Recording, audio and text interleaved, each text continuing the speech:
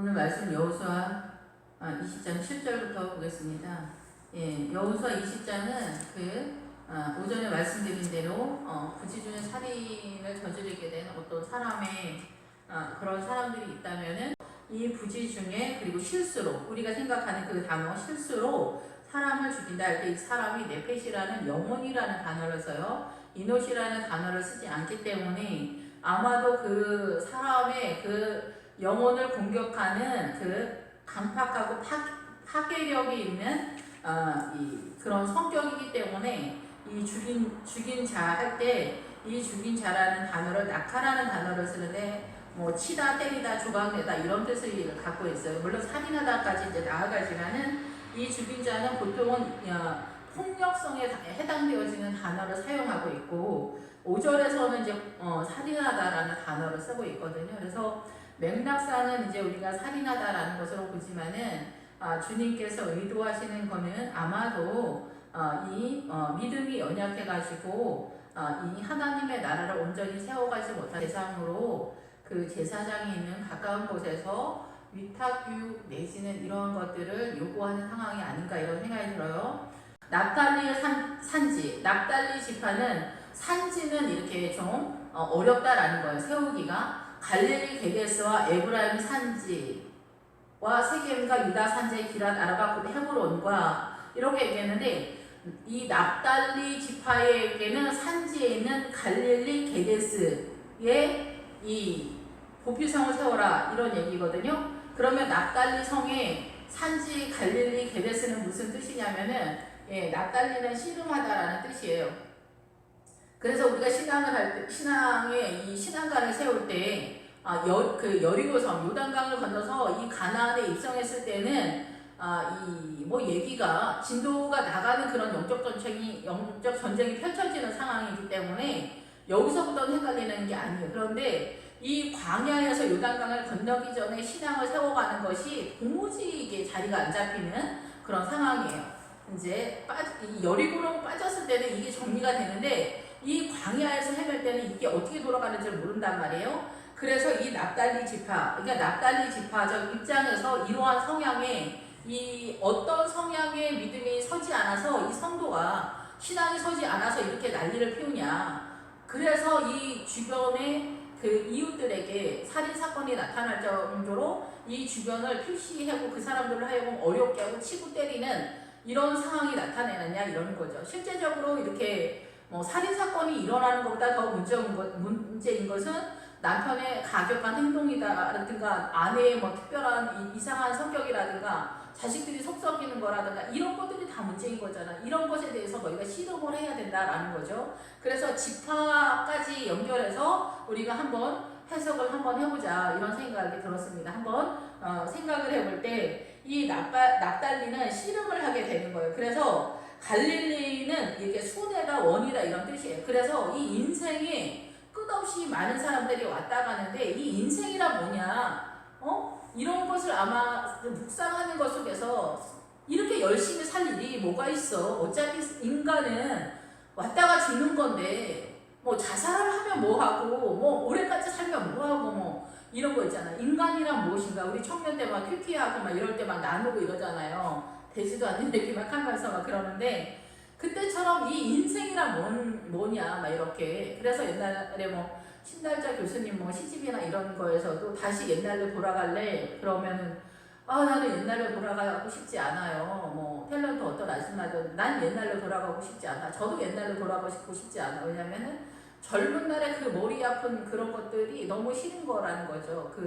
우리가 극단적으로 좀 더 고급하게 표현해서 철학적 사고다라고 이렇게 생각할 수도 있겠지만은 이 인생을 대하는 그것에 대해서 하나님 앞에 영광을 돌리려고 내가 산다라고 하는 것이 자리를 잡지 못한 상대라고 한다면 이 인생이라는 것은 허무한 것이 아니냐 이렇게 생각하면서 이 인생은 이게 순회받기가 아니야. 돌아가는 인생인데 이게 도대체 무슨 의미가 있냐. 이 인생의 가치가 없다. 사실 이거에 대해서 해답을 우리가 잘 못 찾는 경우가 많이 있지 않나요? 그래서 이 신앙생활 하면서도 때때로 우리가 낙심되는 때가 많은데 그런 맥락에서 흘러가는 어떤 신앙관들에 대해서 너희가 세워져야 한다.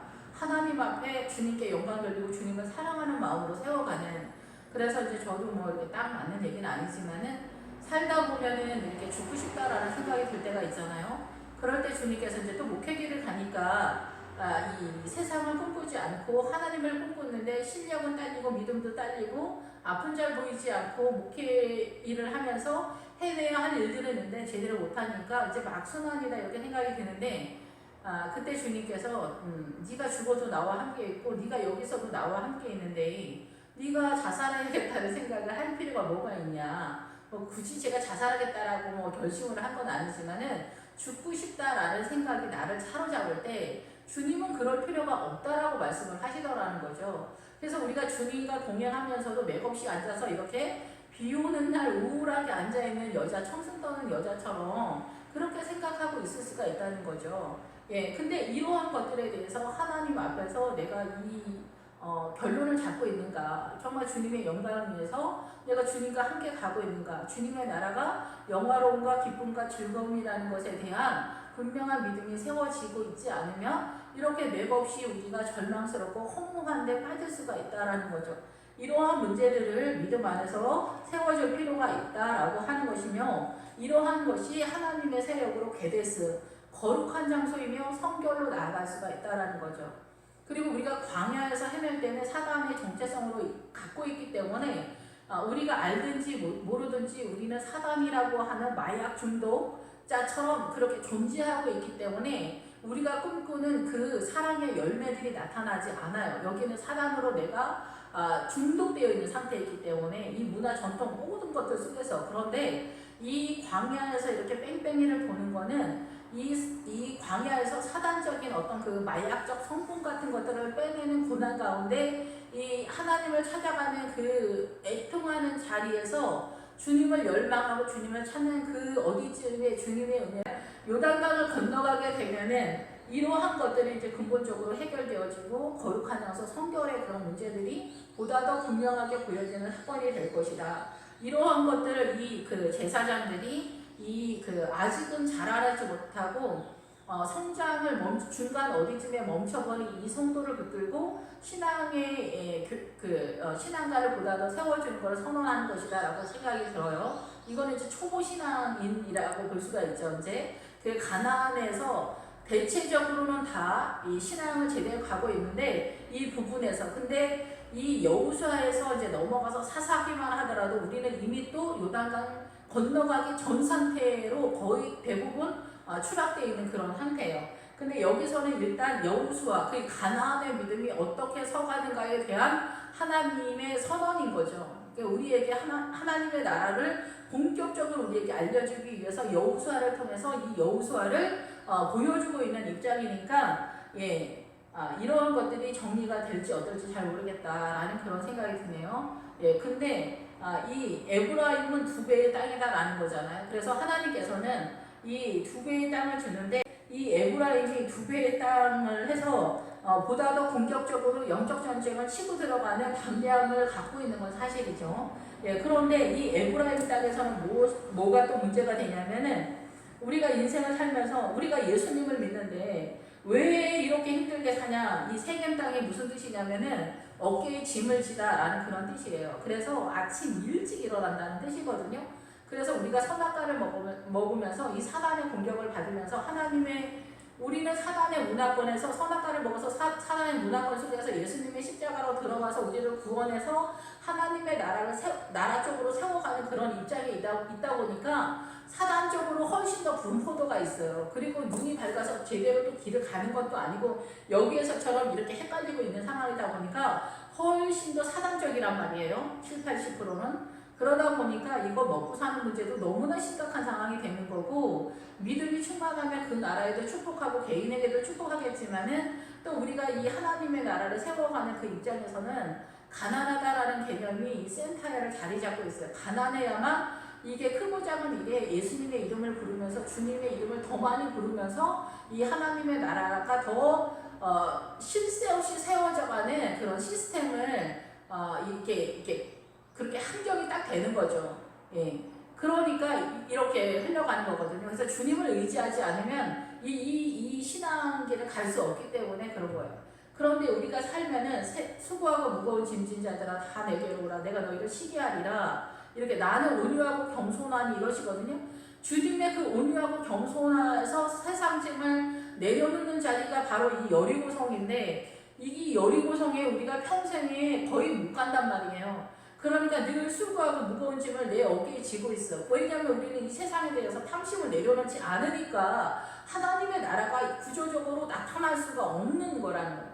우리의 애달음은 이 세상을 갖고 싶어서 난리니까 돈 주세요, 뭐 자동차 주세요, 뭐 부동산 주세요, 우리 자식 잘 되게 해주세요. 이런 모든 것이 다 세상인데 우리는 하나님의 나라에서 이 세상을 꿈꾸고 있기 때문에 사실상 광야에서 아말렉조차도 이렇게 쫓아내지 못하는 그런 세력으로 있어서 이 가나안은 꿈도 꾸지 못하는 그런 상태의 신앙생활을 하기 때문에 그러니까 이 사단은 더욱더 파괴적으로 이 우리를 장악하는 그런 이 구조에 있다는 거예요. 예, 이게 그래가지고 우리는 이 세상 짐을 지고 가면서 아침 일찍 일어나서 이 먹고 사는 일에 이렇게 전력질주할 수밖에 없는 악순환이 계속 돌아가는 상태에서 이 성도가 헷갈린다는 거죠. 왜 예수님을 믿는데 우리는 이렇게 사느냐? 꼭두 새벽부터 일어나서 일을 하는데 왜 부자로 못 사냐? 결론이 이 부자를 왜 못 사냐? 왜 내 봉급은 이거밖에 안 주냐? 주님. 이 얘기를 하는 거예요. 그러니까 우리는 어떻게 해도 나는 주님을 믿고 있고 나는 우상숭배를 하지 않으면 난 사단을 신뢰하지 않으면 난 사단을 지지하지 않아. 그런데 내가 말하는 거에서 벌써 딱 나타나자. 왜 주님 나한테 봉급을 이렇게밖에 안 주냐? 그 의사는 어떻게 하겠어요? 의사들은 안 억울을 할 것 같아요. 주님, 크리스찬 의사. 주님 제가 공부를 10년 했습니다. 나 전교 1등 하느냐고 중고등부 때 하루도 논 적이 없습니다.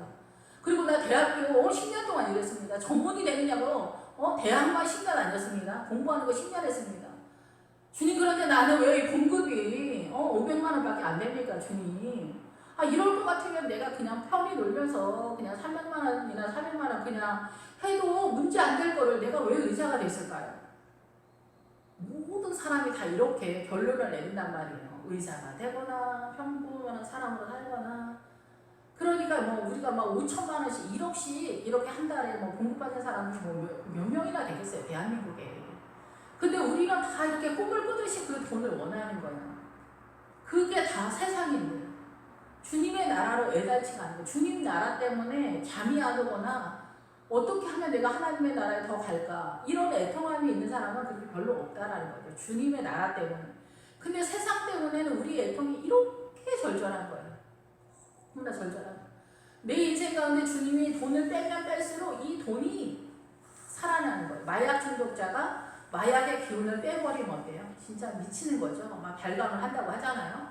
그런 것처럼 알코올 중독자도 그러거든요. 저희 아버지도 술을 알코올 중독자였다고 봐야죠. 근데 이제 술을 뭐 며칠 안 먹다가 이제 술을 이제 한 잔 소주를 먹는데 그 표정을 제가 잊을 수가 없어요. 저희 아버지 그렇게 말씀하시더라고요. 와, 살 것 같다 이러시면서 그 행복해 죽으려고 하는 그 얼굴 표정을 지금도 잊을 수가 없어요. 저희 아버지가 한 일주일 동안인가 술을 안 드셨는데 그리고 나서 소주를 드시는 그 행복함이란 그런 것처럼 우리가 이 돈에 대해서 그 행복함이란 그런 식으로 나타난다라는 거죠. 그거에 대한 거를 이 성도에게 알려줘야 된다는 거예요. 이런 것들이 다 시험이 돼서 장애인처럼 한다는 거예요. 쩔뚝거리면서 한다는 거죠. 부부 사이가 안 좋은 것도 쩔뚝발이라고 주님 그러시고 결혼을 하지 않는 것도 쩔뚝발이다라는 거예요. 결혼만 안 한다고 해서 모양새가 그런 게 아니라 결혼을 했는데 부부 사이가 하나님의 나라로 세워지지 않으면 여기도 쩔뚝발이와 같다라는 거죠.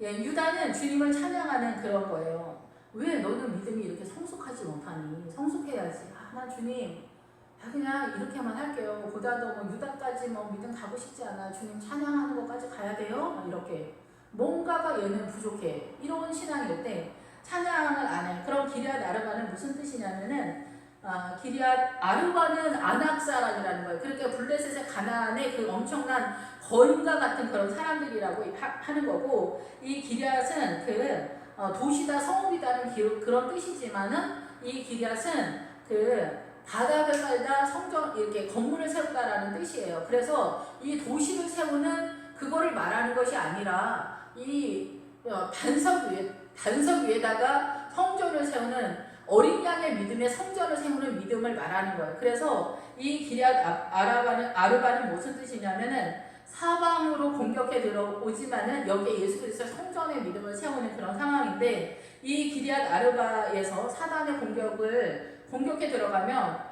그 헤브론이 이 기럇 아르바의 나중 이름이에요. 같은 성읍인데 이름을 두 개로 쓰거든요. 기럇 아르바가 헤브론으로 돼요. 그래서 이 헤브론이 나타날 때는 사단 쪽으로 뭐 마법사나 이런 뜻도 있지만은 실제적으로 이제 사단 쪽으로 마법사로 나가는 거는 바알랏이나 이런 거예요. 그냥 바알 쪽으로 이름이 들어간 것이 사단 쪽으로 연합인 거고, 이 헤브론은 우리가 그 예수 그리스도와 연합되어지는 그런 상태라고 보는 거죠. 그래서 이 헤브론을 이루면 결혼을 하다 부부가 되다 이런 뜻이거든요. 근데 우리 사람은 선악과를 이미 먹고 이 세상에 속했을 때, 이 사단의 문화와 전통 속에 있을 때는 우리는 사단과 연합된 상태고, 사단 쪽에서 사단과 결혼한 상태예요. 그런데 주님이 십자가로 우리를 대사서 우리로 하여금 새롭게 결혼하는 신부의 믿음으로 이루는 것은 이 헤브론에 도착해야만 이루는 믿음이다라고 볼 수가 있는 거죠. 그래서 여기는 연합하고 하나가 되는 예수 그리스도와 연합이 돼야 믿음이 안전하다라고 이렇게 볼 수가 있는 거죠. 그러니까 우리가 믿음이 안전하다라기보다는 주님의 나라에서 안정적으로 하나님을 사랑하는 그런 세력이 이제 기본적으로 강력하게 확보가 됐다라고 이렇게 보여지는 거죠. 이게 르우벤은 아들을 얻었다라는데, 이 르우벤의 그 성읍을 공격해 들어가면 요단강 전이지만 거기도 비옥하다라는 땅이거든요. 그래서 거기는 이제 옥토가 나타나는 상태인데 열매가 나타나는 상태예요. 그래서 르우벤과 가까 므낫세 지파 반은 거기에서 나타나지만 거기는 약간 위험 부담이 있는 거예요, 사실은.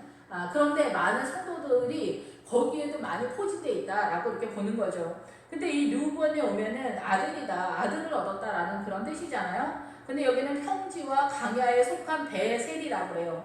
여기에 이제 그 도피성을 하나 만들어 놨다는 거죠. 그러면 이 평지가 말할 때는 보편적으로 평지니까 정직하거나 상식이 있거나 이런 수준이 돼야 돼요. 근데 광야가 나타났으니까 항모지니까 이제 목초지이긴 하지만 좀 밀리는 분위기인 거죠. 이런 곳에 베셀이 있다. 근데 베셀은 접근하기가 어려운데 금이다라는 그런 뜻이에요.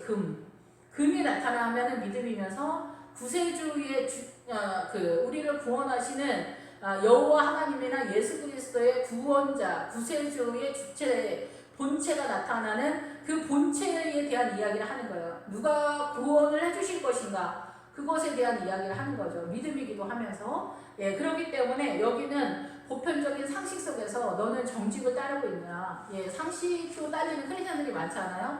이런 것들이 문제이면서, 그러면서 너는 왜 베셀을 세우지 못하느냐, 예수 그리스도가 너의 구원의 주님이라는 것에 대한 신앙관이 왜 똑바로 서 있지 못하냐, 이런 얘기를 하는 거죠. 모르는 거예요. 금은 예수 그리스도로 되어 있다는 거잖아요. 예수 그리스도를 상징하는 게 금이잖아요. 뭐 금반지가 예수님이다라는 얘기가 아니라, 이 금반지나 금이나 이런 것들은 찢기가 다 제하여져서 불을 통과해서 어둠이 전혀 없는 상태를 얘기해서 이건 하나님의 나라를 말하는 거잖아요.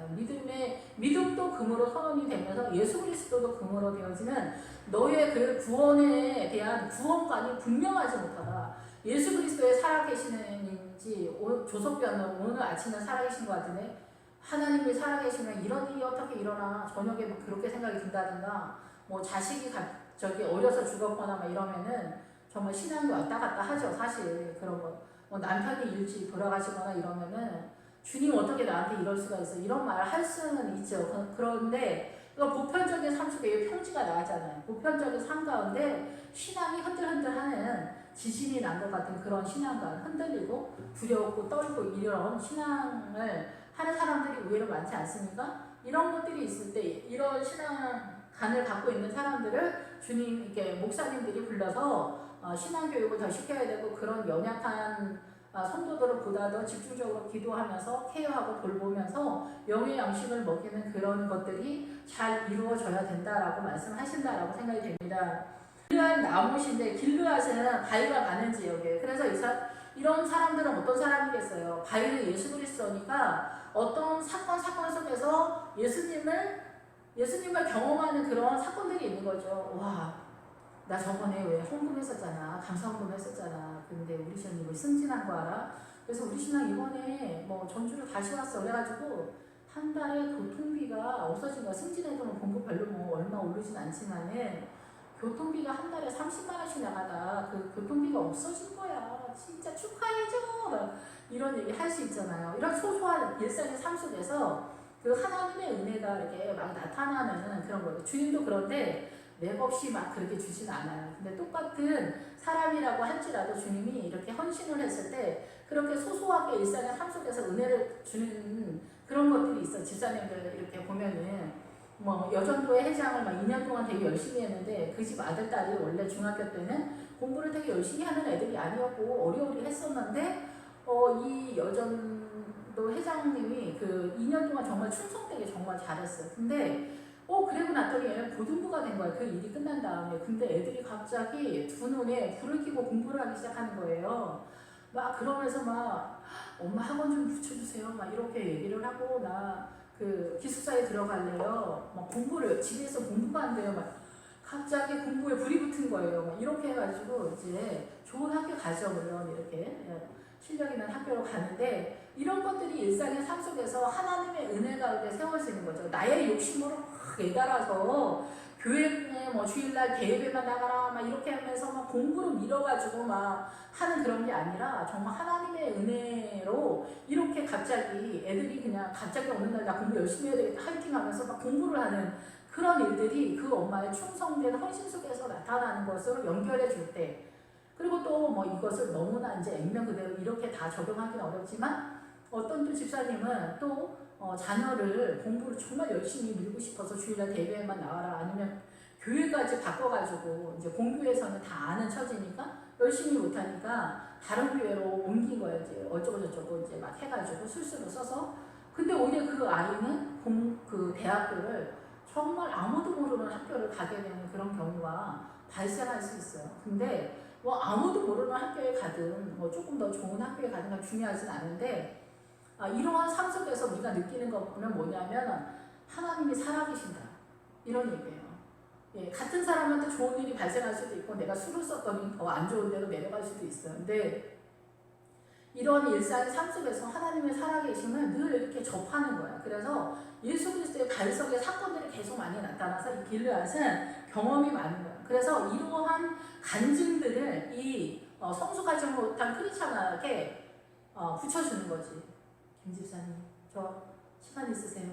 아니, 있어요. 예, 목사님. 그러면 김 집사님, 저기 누구 성도가 왔는데 박 집사님 남편 알죠? 그 남편이 믿음이 지금 너무 그래가지고 박 집사님이 속하잖아요. 권사님이 틈틈이 이렇게 왔다 갔다 하면서 권사님 뭐 이렇게 그 하나님께서 은혜 주신 얘기들 조금씩 이렇게 이상하지 않게 좀 자연스럽게 얘기 좀 해주세요. 막 이렇게 그러면은 뭐 집사님 어떻게 잘 계세요? 요새 죽겠어요. 막 이러면은 그래요? 왜? 막 이렇게 얘기하면서 살살살 자연스럽게 한두 마디씩 했으면서 막 이렇게 하면은 그게 이제 커피 한잔 하게요. 막 이렇게 의도적으로 접근하면서 이렇게 하나님의 나라를 세워가는 그런 이렇게 목사님과 교회 성도들 전체가 이 시스템을 띄면서 가게 되면은 시간이 좀 걸리더라도 한 발자국 한 발자국 성장되어져가는 그 믿음 속에서 나아간다는 거예요. 그런데 주님은 대제사장이 죽을 때까지 거기 있으라고 했기 때문에 우리의 욕심적으로 뭐 1, 2년에 뭐 우리 신앙이 갑자기 믿음이 일취월장해서 뭐 진짜 하늘을 날아다니고 이런 일은 없습니다. 이런 일은 없고 우리 신앙이 이제 철들자 망령 난다고 신앙도 마찬가지죠. 우리가 뭐 그렇게 급진적으로 뭐 믿음이 성숙되는 거 그런 건 없습니다. 왜냐하면 아브라함도 가나안에 75세에 입성했기 때문에 그렇다라는 거죠. 예, 그리고 이 라못은 높은 곳이라는 뜻이고 가지가 높다라는 뜻이에요. 그래서 예수 그리스도와 연합되어지는 포도나무 비유에서 가지가 붙어서 이렇게 높은 세력으로 나타나는 하나님의 세력을 알려면 너무나 기초적이어서 세상의 사단의 문화권 이 세상에 밀면 밀수록 다 이렇게 나가 떨어지는 연약한 믿음인 사람들에게 이러한 것들을 말해주는 거예요. 그리고 일어나는 믿음 이렇게 사단이 누르면 다 누르는 절망과 허무와 사는 거 힘들어 죽겠어. 막 수고하고 무거운 짐 이런 모든 것들에서 막 사단이 공격하면 할수록 다 공격을 당하는 그런 상태의 사람들을 일으켜 세워주는 그 믿음은 어떻게 나아가는가 이런 것들도 이야기할 필요가 있는 거죠. 그리고 아내들이 남편들이 믿음이 있다고 하지만 보통은 다 이렇게 저렴한 믿음 속의 남편들이 있잖아요. 그러면은 남편들이 그냥 원색적으로 이제 가정 속에서 활동을 할 때 왕권으로 집안을 통치할 때 그 아내가 주눅이 들 수가 있잖아요. 남편의 그 사나운 통치권 속에서.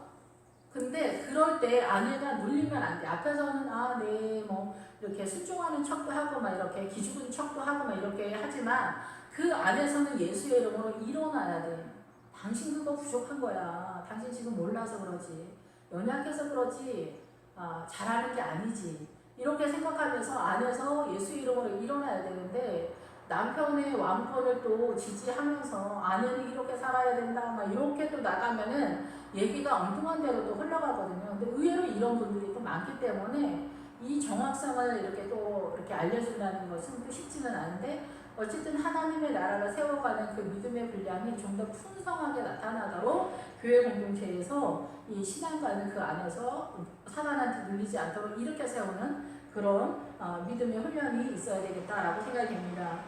예, 그리고 므낫세는 잊어버리다. 이게 고난을 잊어버리는 그런 상태가 돼야 되는 거죠, 므낫세. 예, 그래서 이 요셉이 자기 큰아들이 애굽에서 이제 자기가 이제 고난을 잊었다 이런 의도잖아요. 근데 바산 곤란은 무슨 뜻이냐면 바산은 부드럽다, 비옥하다 이렇게. 그러니까 결국은 이 바산은 옥토라는 뜻이에요. 근데 요단강 바로 전서부터 옥토적 증세가 나타나요. 그래서 여기에서 이제 하나님의 나라의 열매가 나타나기 시작하는데 본격적으로 완전하게 나타나기 위해서는 요단강.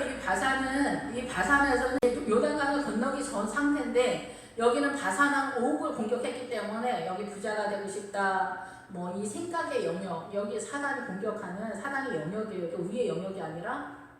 근데 이제 보통 우리 그렇게 생각을 못하기 때문에 여기서 계속해서 빠져나오지를 못하는 거예요. 그런데 이 부자가 되고 싶지 않아도 이미 욕심을만 해결해도 이 바산이 욕심의 세력을 공격했다라는 얘기거든요. 그러면 이 욕심의 세력, 부자가 되고 싶다, 세상에 열망하는 그 세력만 내려놔도 이 아말렉 세력과 같이 묶어서 가긴 하지만은 아말렉은 전체적인 거고 여기 이제 이 바산하고 구체적으로 세세한 데까지 포기하는 거, 이 세상의 어떤 실권에 대해서 그것을 이제 버리게 되면은 하나님의 나라가 열매가 슬슬 나타나는 그런 장소다라는 얘기예요. 그런데 그것이 쉽지 않잖아요.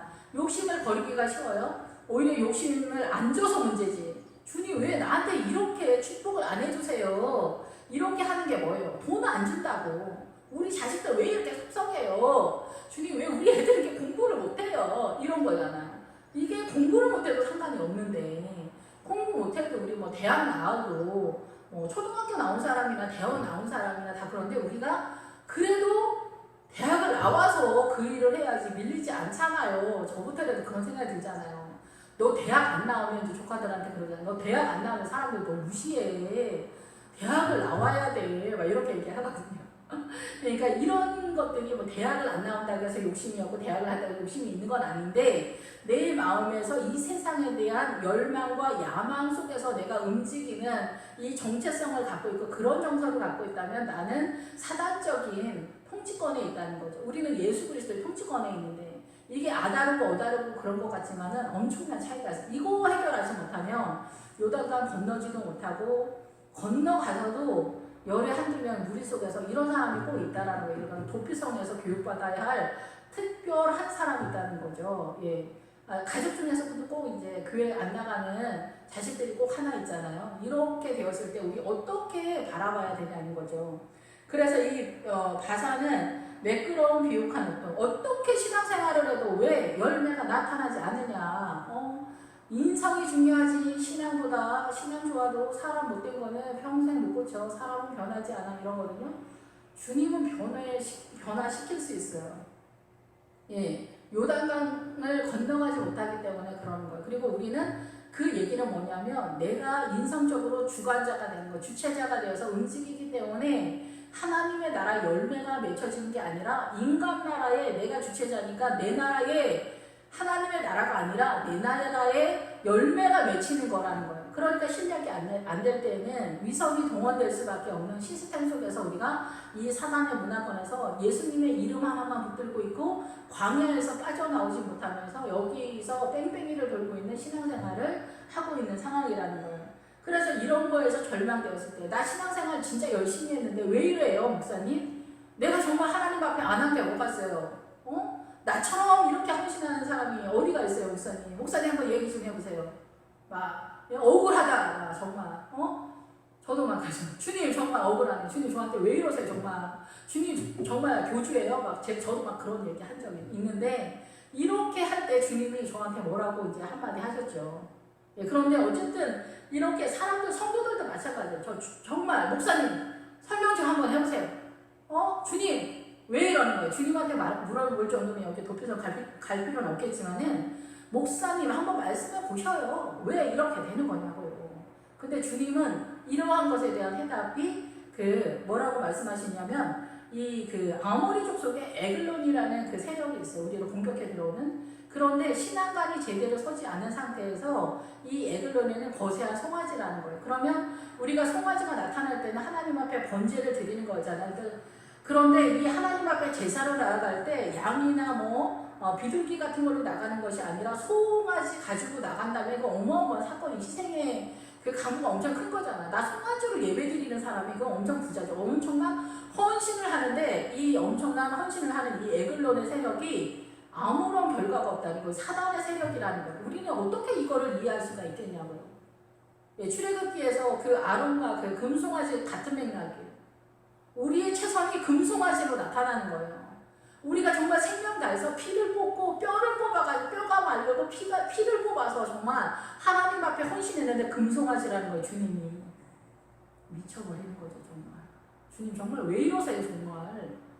제가 뭘 잘못했어요 이러면 주님은 내가 그 송아지 내놓으라고 했냐? 내가 그 금송아지 내놓으라고 했냐? 그 주님도 속이 터지는 거예요. 니네는 니네 열심으로 하고 있다는 거죠. 그게 구원관에서 헷갈리기 때문에 그런 거거든요. 구원관. 우리 구원받고 싶어서 난리 피우잖아요. 어떻게든 내가 천국은 가야 되는데 천국을 가야겠다라는 건 알아. 주님 살아계신 건 분명히 아는데 나 천국 가는 건 뭔가 내가 수상해. 내가 뭔가 자신이 없어. 그러니까 이 희생하는 것, 척하는 것 같은 액션을 막 한다는 말이에요. 헌금도 10만 원 헌금할 거 100만 원 내고 이렇게 얘기하는데 그게 주님을 사랑해서 믿음 안에서 주님이 시키는 대로 하는 게 아니라 아버지 뜻 가운데 하는 게 아니야. 내가 뭔가 불안하니까 이 천국을 가야겠다는 그 욕심으로 오바를 하는 게 이 에글론 세력이라는 거야. 희생하고 헌신하고 이런데 이게 예수님의 세력이 아니라 내가 주체자가 돼서 나의 욕심의 세력으로 나타나는 거예요. 그래서 오히려 금송아지를 만들어가지고 욕을 더 얻어먹는 그런 사건이 되는 거예요. 근데 사람들은 모르지 이게 뭐가 잘못됐는지. 자기네 이거 다 뽑아가지고 금송아지를 만들어서 주님께 떡하니 바쳤는데 주님이 시비 걸고 나오는 거예요. 그리고 얘네 다 죽이라고 말하는 거야. 주님은 얘네가 내 백성이 아니라는 거야. 아버지의 뜻대로 하지 않았다는 거야. 우리는 진짜 미쳐버리는 거지. 이렇게도 잘못되고 저렇게도 잘못되고 정답을 못 찾는 거야. 정답을 못 찾는 거야. 사지선다형에서 잡는 게 아니라 왠지 이 답은 12가지가 있는 것 같은 거야. 그 중에서 하나. 그래서 우리가 이게 뜻이 무엇입니까? 그러면 이렇게 오답을 해도 다 그 답이 맞는 것 같잖아. 예수 그리스도 비스무리하게 대답하면 다 맞는 것 같은데 정답이 아닌 경우가 허다하단 말이에요. 그런 식으로 우리는 이 구원에 대한 이 구원관이 은으로 설명하고 있는데 그것이 내 욕심으로 나오기 때문에 난장판이거든요. 이게 금송아지를 만들어내고 여기에서 송아지로 이렇게 제사를 드려도 주님은 너무나 부담스러운 거야. 너무 입장이 난처한 거죠. 주님도 난처하고 우리는 또 이게 뭐냐 이렇게 하고 목사님 대답 좀 해보세요 이렇게 하는데 목사님도 모르지 헷갈리지 마. 목사님도 모르겠는 거지. 저 집사님이 저렇게 수고하는데 주님이 좀 은혜 좀 주시지. 왜 그러시지. 이런 생각이 들 수밖에 없는 그런 상황이라는 거예요. 이런 것들이 헷갈린다는 거예요. 이거 엄청난 시험거리잖아요. 내가 이렇게 충성했는데 주님 우리 자식 왜 집을 나가고 우리 자식 왜 이렇게 공부를 전교해서 꼴등하나요? 지금 현재 상황에서 앞이 보이지 않으니까 그러잖아요.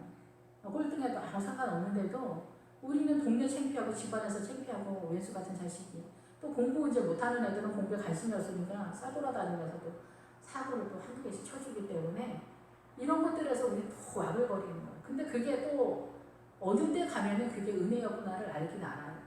근데 뭐 그게 복잡하죠. 이제 깨닫지 못하는 경우도 있고. 그래서 이 바산을 깨닫는 게 너무 어려워. 그리고 이 곤란은 포로들이다, 사로잡힌 자다, 옷을 제대로 입지 못했다 이런 상황이에요. 그래서 우리가 옷을 제대로 입어야 된다. 예수 그리스도로 옷 입어야 된다. 그런데 아간이 신화상 유탄물을 훔쳐오잖아요. 신화상 유탄물은 뭐예요? 이 사단의 문화권에서 트렌드이고 이 세상에 이 사단의 문화 전통 속에서 그런 사고관으로 내가 형성되어 있다라는 거잖아요. 사단의 문화권의 정체성을 갖고 있으면 안 된다는 얘기죠. 예, 그럼 예수 그리스도로 옷을 못 입고 있는 거예요. 그럼 예수 그리스도로 어떻게 옷을 입어야 되는지 알 수가 있나 이거를. 이게 알 수가 있나. 예수 그리스도로 옷 입어야 된다는 얘기를 백날 얘기하는데 안 잡히는 거야. 성경도 안 읽지. 예배는 대예배에 한 번 나오지. 대예배 시간은 길지만 행사가 많고 프로그램이 많아서 대예배 때 설교 뭐 30분 이상 하시는 목사님들이 그렇게 많지 않거든요. 그러면은 일주일에 30분 되는 그것도 뭐 임팩트 있는 설교가 조금 조심스럽거든요. 그래서 목사님들이 대예배 때는 성도들이 이제 연약한 사람들도 많기 때문에 무난한 설교를 한단 말이에요. 대예배 때는. 그러니까 죽만 먹이는 상황이에요. 누가 먹어도 소화되는데 문제가 안 되는 이렇게 미움을 끓여서 주는 거예요. 그러니 이 미움이 먹고 나서 돌아서면 배고프지. 영양식이 안 된다는 얘기예요. 그러고 또 일주일을 버티는 거예요. 5만 4만 8만 다 돌아다니면서. 그러니 늘 배가 고프지. 영양식이. 그러니까 자기 마음대로 사는 거야. 사단의 정체성을 그냥 이 문화 전통 속에서. 그러니까 옷을 못 입는 거야. 그럼 옷을 입으려면 어떻게 해야 돼? 기본적으로 성경을 문자적으로도 알아야지. 문자적으로 알아야 그 다음에 들어가지. 그렇지 않겠어요? 그러면 이제 만나는 어디서 공급이 돼요? 요단강 건너기 전에는 만나가 계속 내려오잖아요. 아침마다. 그럼 아침마다 그게 뭐예요? 새벽 예배니, 수요 예배니, 금요 철야 예배, 주일 예배, 오후 예배. 예배 때마다 이 만나가 공식적으로 쏟아지는 시간이잖아요. 예배 시간마다 안 나오네?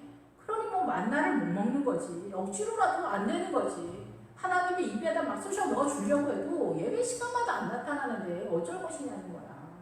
주일마다 미움 30분, 20분짜리, 30분짜리 목사님이 누구도 소화할 수 있는 그 미움 같은 영양식을 이렇게 선언해주면 그거 한 번 먹고 일주일 동안 버티는 그런 정신이 있으니까 이런 게 다 해결이 안 되는 거지. 도피성에 가서 평생 살아야 되는 거예요. 그러니까 집안은 이 믿음으로 서지 못하고 아우성인 그런 상황이야. 교회는 수십 년을 다녔는데 시간이 지날수록 요즘은 이제 오후 예배도 가정 예배로 드리세요. 아유 오후 예배가 하기도 힘들어가지고 그런데 가정 예배 집에서 드려라? 10,000명 중에 한 명이나 예배 드리겠어요? 그렇게 해가지고 가정 예배 드리겠어요? 오후 예배 시간 맞춰서 오후 예배 드리겠어요? 10,000명 중에 한 명이 드리겠냐고요.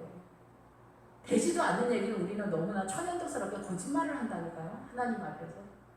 앞으로는 그냥 오후 예배를 드리지 않도록 하겠습니다. 이렇게 말하기는 너무나 우리가 서로 날씨 뜨거우니까 말하는 입장은 이해가 돼요. 근데 사실은 거짓말이라는 얘기죠.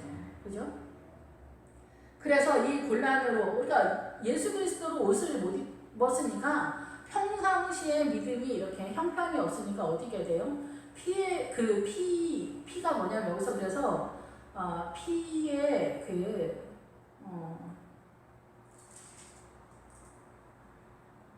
이 피의 보복자가 5절에 따라간다고 이렇게 얘기하는데 이 피의 보복자인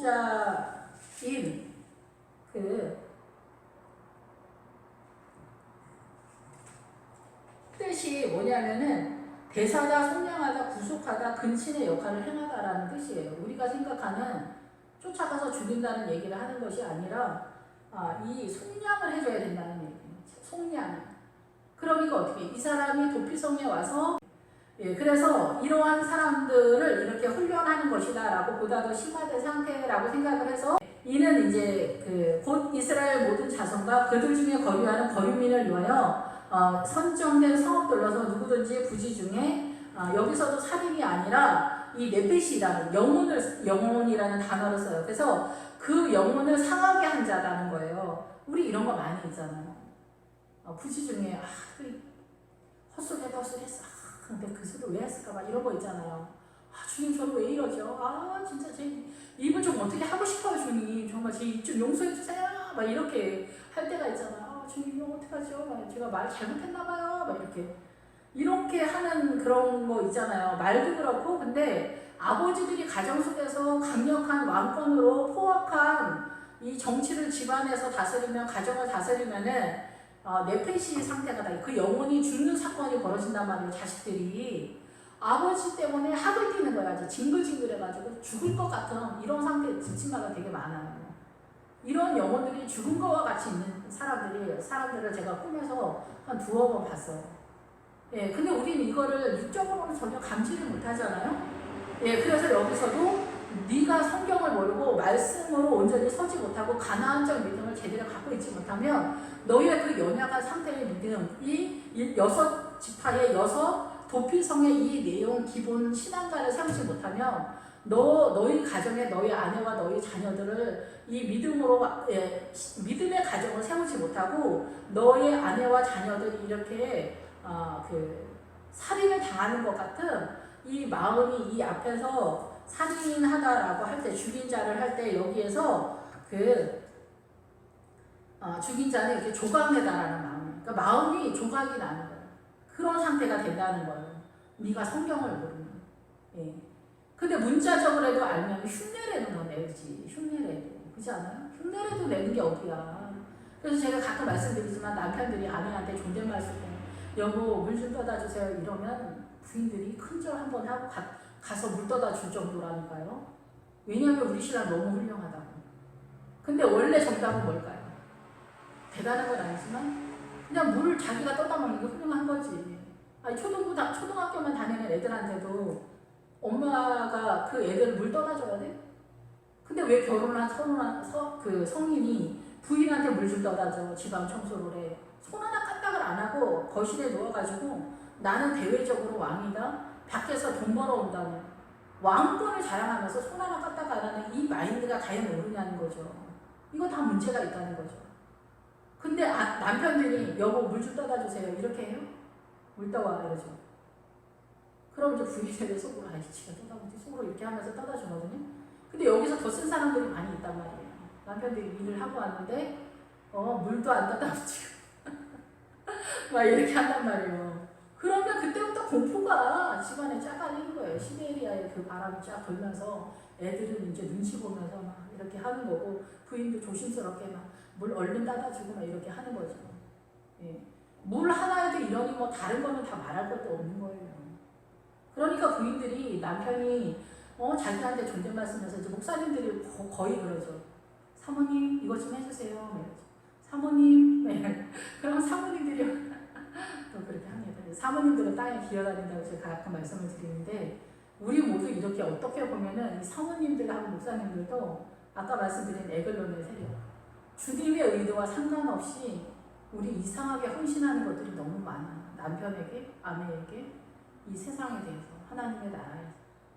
그러니까 주님은 제발 아버지 뜻대로만 하라는 거예요. 근데 우리 눈에는 아버지 뜻은 잘 안 보이고 내가 주체가 되어서 오바를 해서 신앙생활을 하는 거예요. 희생을 하는 거예요. 그런 거 하지 말라는 거죠. 주님. 너무 복잡하죠. 왜 복잡하냐면 우리는 이 사단의 유언비어 속에서 이 사고관이 다 형성되어 있기 때문에 이것이 진리라고 생각을 하고 있기 때문에 헷갈리는 거예요. 하나님의 나라는 모르고. 예, 그래서 여기서 살인을 하는데 뇌폐시를 살인한다는 거예요. 그 영혼을 살인하는 거예요. 그래서 이 너무나 마음 아프게 하는 거예요. 야속하게 하는 거야. 근데 야속하고 너무나 마음 아픈데 상대방한테 얘기하면 그 남편이 그런가요? 아내도 마찬가지지만 당신 그랬어? 그랬구나. 이렇게 하지 않아요. 아내들한테는 이렇게만 말해주면 된다고 말하는 상담 치료사들이 있어요. 대먹지가 않는 거죠. 여자들을 뭘로 알고 그렇게 말을 하는지 모르겠어요. 바보인 줄 알고 여자들은. 그리고 어떤 분이 그렇게 말씀을 하셨대요. 그래서 선한 의도로 말한 줄 알겠어. 그런데 아내들은 치매한 자라고 생각을 하고 잘해줘야 된다고 그렇게 말을 했다는 거예요. 근데 제가 아는 조카가 그런 말 하는 거예요. 진짜 은혜가 됐다. 너 미쳤니? 내가 그렇게 얘기했어요. 어떻게 이렇게 설교를 할 수가 있어요? 어떻게 이렇게 설교를 할 수가 있어요? 아내가 치매 환자라고? 치매 환자라고 생각하고 잘해줘야 된다고? 정말 눈물이 날 정도로 하나님의 나라를 너무 모르는 거예요. 이러니까 이 남편을 왕대접 안 하면 치매 환자라고 아내를 그렇게 말하는 사람한테 그 남편이 왕이 아니겠어요?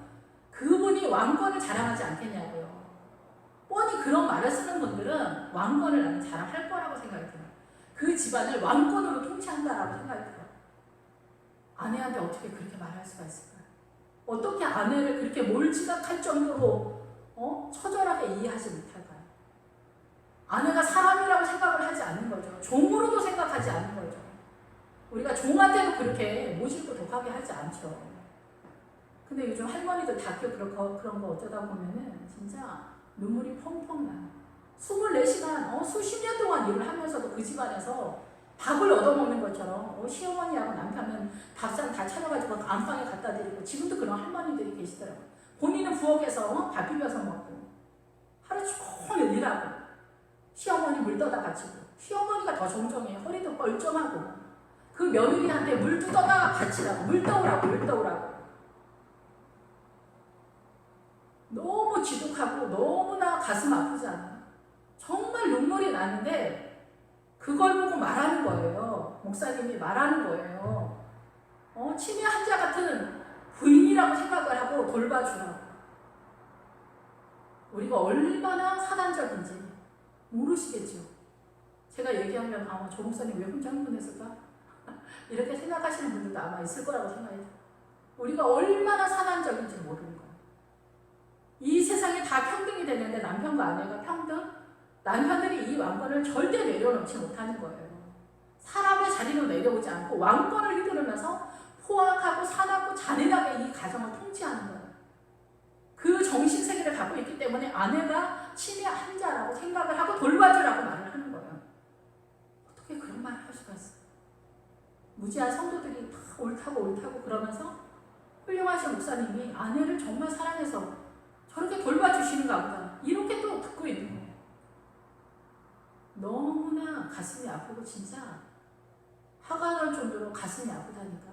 그 할머니들이 24시간 불가도 수십 년 동안 일하고 그 집에서 밥 한 끼를 얻어먹는 거지의 형상으로 밥을 얻어먹는 거예요. 밥도 다 해주고 밥만 해줘도 어디 가서 밥만 해줘도 오늘날 같은 세상에 우리가 밥 한 끼를 못 얻어먹습니까?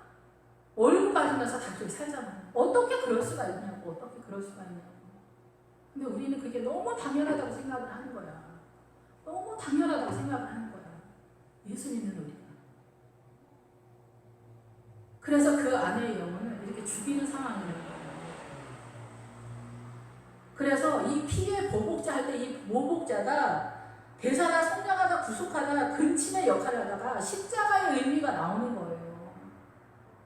그럼에도 주님은 또 그 아내라기보다는 이 남편이 몰라서 그러니까 남편은 내가 왕노릇하는 게 몰라서 그러는 거야. 내가 잘하는 줄 알고 그 목사님도 설교를 그렇게 하는 거야. 그러니까 너희들 미워하지 말고 수용해줘라 또 얘기하는 거야. 그 남편을 이해해줘라. 아내들한테 네가 그냥 조금 더 참아라 얘기를 하는 거예요. 아내들은 이 옛날에 바이서 목사님들 했는데 여자들은 훨씬 더 고난의 자리이기 때문에 하나님의 은혜를 더 많이 깨달을 수 있는 자리에 있다라고 이렇게 얘기하시더라고요. 정말 그러긴 하죠. 근데 그게 너무 가슴이 아픈 거예요. 그게 승리를 해서 하나님의 나라로 다행히 가면 상관이 없는데 거꾸로 가서 원한에 사무쳐서 이 사람이 죽는 사건에서 이 도피성이 나타났다라고 저는 그렇게 생각이 되네요. 그런데 이게 제약 속에서 사단의 통치권 속에서 나타나는 악의 법 때문에 나타나는 것이니까 나중에 극단적인 거에서 용납하고 사랑하고 수용하고 기다려주는 것은 나타나는 거지만 이게 잘하는 것은 아니다는 거죠. 너무나 가슴이 아프니까. 그러면서 이제 아빠들이 아내만 그런 게 아니라 자녀들에게도 이렇게 독하게 나타날 수가 있고 엄마랑 이렇게 전쟁이 터지면은 초등부 때까지 애기들이 엄청 공포에 떨거든요. 중등부도 거의 그러죠. 예, 그래서 이게 우리가 부지 중에는 말씀을 모르는 상태, 그리고 살인이 여기서 살인이 아니라 내패시, 내패시에 대한 이야기를 하는 거고 도망하여 회중 앞에 설 때까지. 회중 앞에 설 때까지는 이제 앞에서의 회중 앞에서 재판받는 거랑은 약간 틀리게 이제는 이 사람이 성숙해서 모든 성도들 앞에서 원활하게 이제 성도로서 아빠로서 이 가정을 믿음으로 세워가는 것에 그래도 신앙까지 섰다. 그래도 이제 괜찮다. 정직하고 똑바로 가고 주님 사랑하고 신앙까지 서면서 세상 주님을 살아가는 그것이 사단의 문외관에서 우리가 사단한테 밀려서 그렇게 된 거였구나. 내가 예수 그리스도에 대한 신앙관이 부족했었기 때문에 그런 거구나. 내가 지금 이렇게 부족한 내 헌신 속에서 부족하게 열매가 나타나지 않았던 것은 내가 아직도 사단의 정체성을 갖고 있었기 때문에 이게 나타나지 않은 거구나. 선함의 주체자가 내가 아니라 주님이구나. 라는 것들에 대한 신앙관의 전반적인 것들이 기초적으로 섰다라고 볼 때 너는 이제 교회 앞에서 회중들 앞에서 성도들 앞에서 설 수 있다. 이제 집사님 되고 권사님 되고 장로님으로 나아갈 수 있다라는 얘기를 하는 거고 대제사장이 죽을 때까지니까 결국 이 싸움은 우리 모두 다 죽을 때까지 전쟁하면서 하나님의 나라로 세워져가는 그 언저리 어딘가 그 어느 지적 언저리에서 우리가 이렇게 아우성이고 난리 법석 속에서 하나님의 나라를 세워가는 것이다 라고 이렇게 이해가 됩니다. 어렵고 힘들고 때로 고단스럽고 또 아내들은 또 남편들을 기다리고 또 교회 공동체도 협력해서 조금 넉넉하게 기다리면서 이 거칠고 투박한 우리 성도들의 모든 모양 속에서 세워가야 된다라고 생각이 됩니다. 요즘은 뭐 여자 남자 뭐 가릴 것 없이 남자뿐만이 아니라 여전히 남자들의 왕권은 그대로 존재합니다. 그래서 이 시댁이 강력 파워를 내는 거는 그 남편의 그 왕권과 연결이 되어 있기 때문에 시댁의 파워가 세워지는 거죠. 그래서 이거는 여자 남자 얘기하는 것이 아니라 이 실제적으로 그 사단의 문화권 속에서 선악과의 세력 속에서 우리를 속이는 이 사단의 그 통치권 속에서 우리가 얼마만큼 하나님의 나라를 이해하고 빠져나오느냐에 따라서 자유가 선포되는 건데 이렇게 모질고 독하게 우리가 참담하게 가슴 아프고 이런 포악함이 나타나는 것은 사단함에 완전하게 밀리고 있는 그런 상태이기 때문에 그렇다라는 것입니다. 다행히 이 도피성이 그 가나안에 세워져서 이것을 소화할 수 있는 교회 공동체와 성도님들과 그리고 그 아내가 있다라고 한다면 문제는 되지 않는데 이 단지파처럼 더 위험한 거지. 교회 공동체가 이렇게 걸쭉고 투박한 어떤 성도를 소화해낼 만한 실력도 없다고 한다면 우리는 총체적으로 비난하고 원망하고 판단하고 정죄하면서 분리시켜서 잘라내는 것으로 나아가는 경우가 많기 때문에 연약한 성도들이 세워지는 그런 은혜를 못하는 경우가 훨씬 더 허다한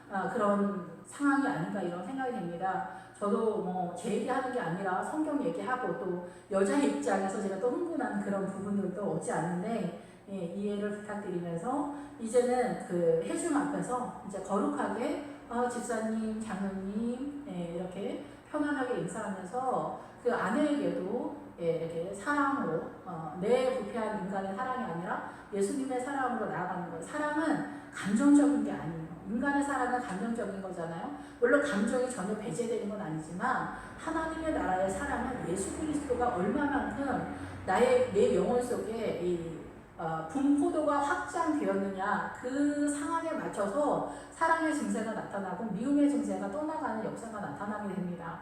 저도 오랫동안 이 사랑이 감정적인 것이라고 생각을 해서 이 사랑에 감정을 주세요 그랬는데 이 사랑은 감정이 아니에요. 예수 그리스도의 믿음의 세계가 이렇게 자라난 만큼 이 사랑이 높아지면서 미움은 물러가게 되면서 예수 그리스도의 따뜻함이 온천처럼 나타나게 돼요. 그래서 온천에 저 온천에는 한 번도 안 가봤는데 아마도 온천이 손을 닿았을 때 아주 따뜻한 물이 아닐까 이런 생각이 들어요.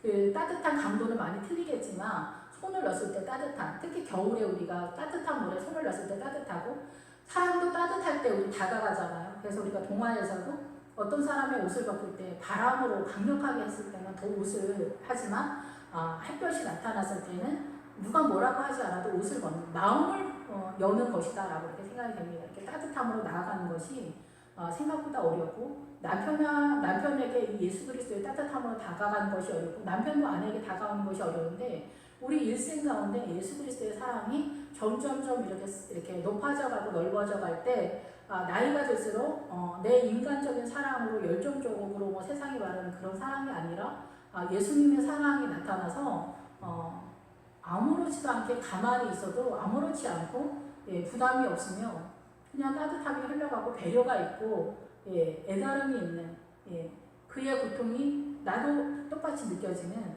그런 상태가 되는 것 같아요. 친구처럼.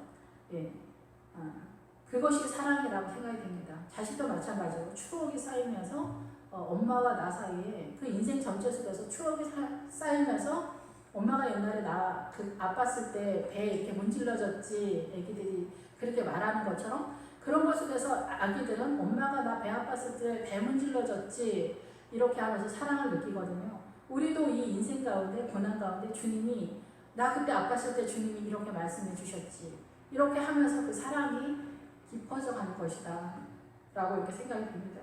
기도하겠습니다.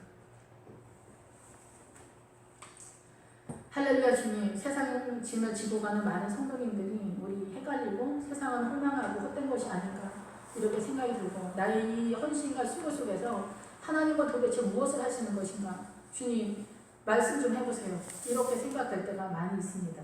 하나님 불쌍히 여겨주시고 이 우리 인생에 가는 길에 아버지의 그 놀라운 사랑이 정말 기다리고 있다는 것을 우리가 알 수 있도록 주님 인도하여 주시고 오늘의 그 척박함 속에서 내일의 소망을 꿈꾸면서 아버지의 사랑이 얼마나 놀랍게 기다리고 있는가 그 여리고성에 도착할 수 있도록 주님 우리에게 은혜를 베풀어 주시옵소서.